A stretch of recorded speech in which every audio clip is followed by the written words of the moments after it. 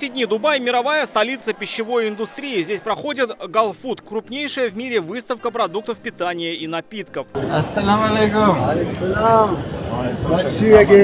Спасибо. Так друг друга на полях выставки приветствует Рустам Минниханов и вице-президент Объединенных Арабских Эмиратов Мухаммед бин Рашид Аль Мактум. Раис Татарстана отмечает хорошую организацию.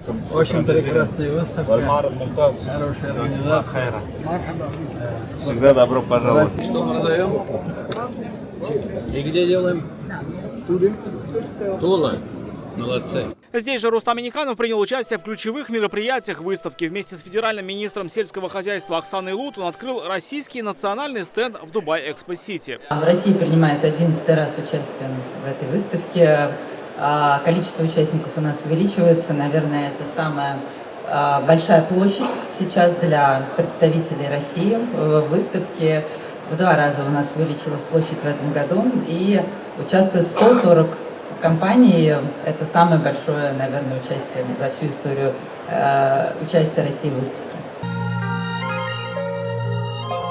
Здесь находят партнеров, заключают контракты и расширяют географию экспорта. По итогам прошлой выставки татарстанские компании подписали 20 контрактов, а совокупный экспорт продукции АПК Татарстана за прошлый год составил 512 миллионов долларов. Из них 45 миллионов – продукция халяль. Стратегическим для республики становится рынок Объединенных Арабских Эмиратов. Экспорт вырос на 32%.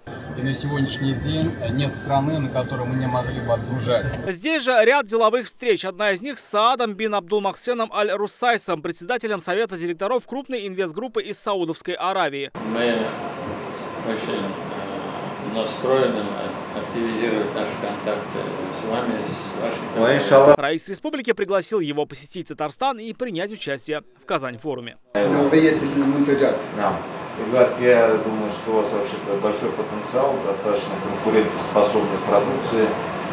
Халяль представляет из Татарстана в Саудовской Аравии. Также Раис встретился с президентом Палаты инвестиций и бизнеса Индии Манпритом Сингхом Наги. Рустам Минниханов сообщил, с прошлого года в Казани работает генконсульство Индии, а в Индии есть торгово-экономический представитель Татарстана. Товарооборот достиг 370 миллионов долларов. Что касается Татарстана, я должен выразить вам свою благодарность за ту поддержку, которую мы получили от вас по нашей совместной работе.